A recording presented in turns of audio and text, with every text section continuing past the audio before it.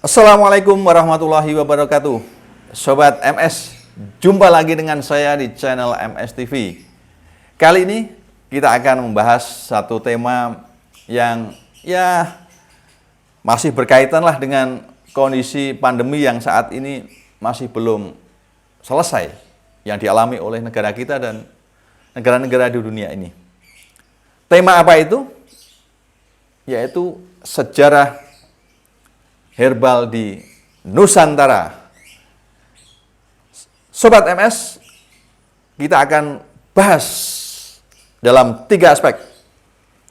Yang pertama adalah sejarah herbalnya. Yang kedua adalah khasiat herbal. Dan yang ketiga adalah peluang dan tantangan ke depan. Berbicara tentang sejarah herbal, maka sungguhnya kita harus bersyukur hidup di Nusantara, hidup di Indonesia. Satu negara yang oleh Allah diberikan khasanah kekayaan yang luar biasa. Kita merupakan negara yang memiliki hutan tropis terbesar kedua di dunia. Sekitar 30.000 spesies tanaman itu ada di Indonesia. Dari total kurang lebih 40.000 spesies tanaman.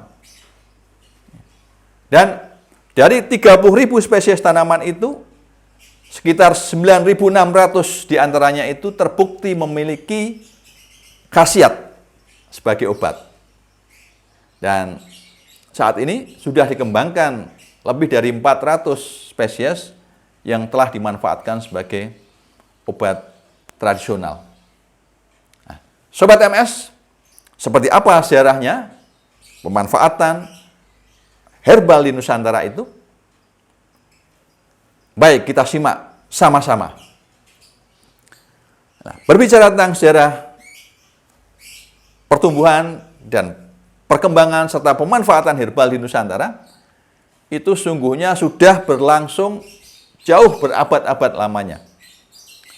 Jadi masyarakat di Nusantara itu terkenal sebagai masyarakat yang sudah familiar dengan kebiasaan meracik jamu. Meracik jamu diantaranya sebagai obat-obatan. Dari mana kita tahu? Kalau kita tengok relief yang ada di Candi Borobudur, itu pada tahun 772 Masehi, di situ digambarkan adanya kebiasaan meracik dan meminum jamu. Nih. Itu di relief Candi Borobudur. Selanjutnya perkembangan lebih lanjut nanti di masa Majapahit. Kerajaan Majapahit juga mengenal adanya profesi tukang meracik jamu. Disebut istilahnya dengan acaraki. Nah, perkembangan lebih lanjut lagi nanti di kerajaan-kerajaan tradisional di Nusantara, itu keberadaan jamu, keberadaan herbal itu dimanfaatkan oleh raja, oleh para bangsawan, abdi dalam berbagai macam fungsinya.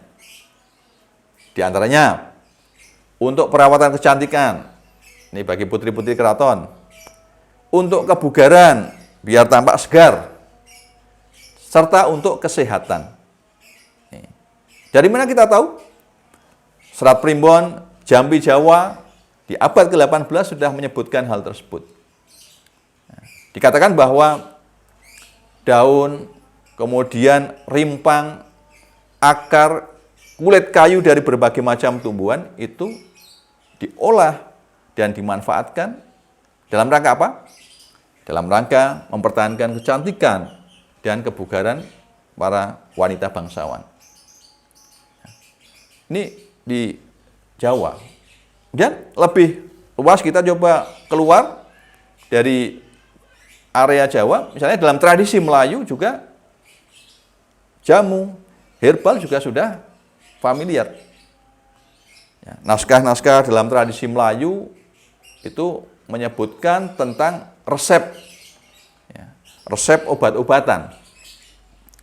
Dan diantaranya dikatakan ada istilah jamu sawang, ada jamu sorong, ada jamu untuk ibu hamil, ada jamu untuk ibu melahirkan, ada jamu untuk obat sakit mata, sakit pinggang, hingga jamu untuk menambah nafsu makan.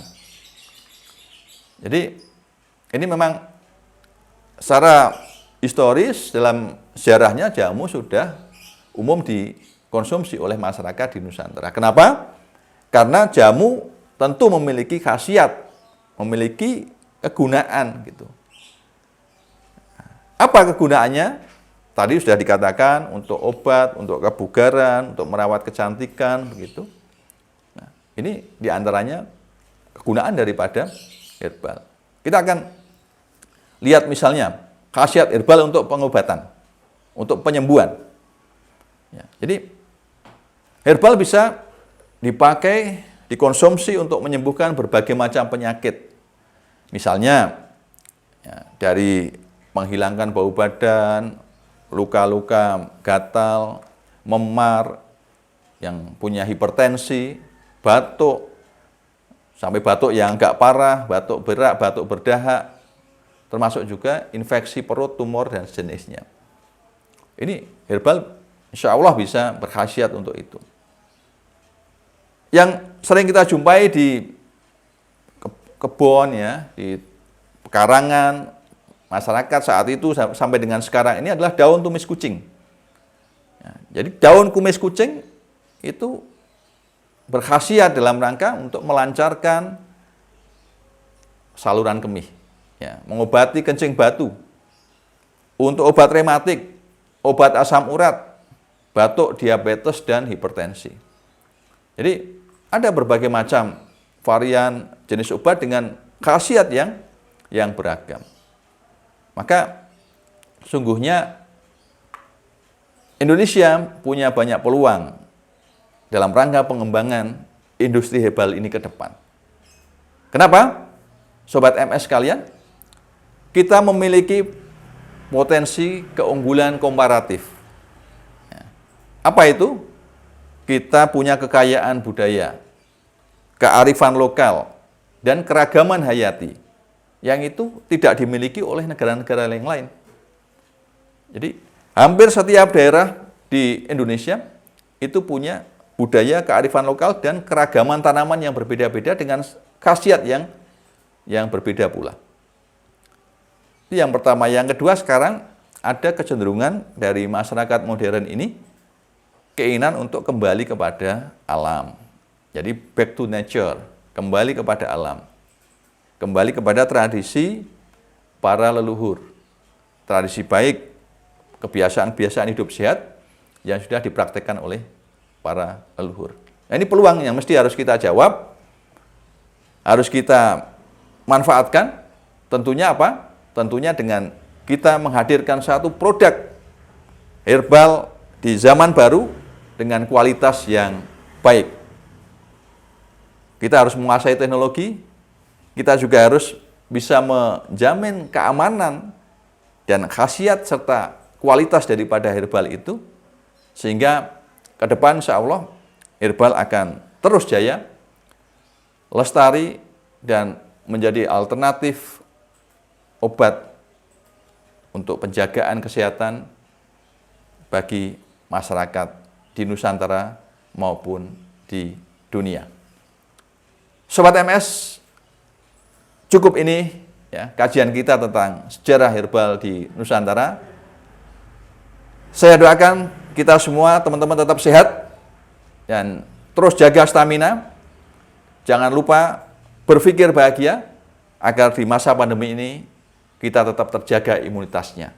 Sampai jumpa lagi di lain kesempatan. Sebelumnya jangan lupa untuk like, subscribe channel ini, dan Assalamualaikum warahmatullahi wabarakatuh.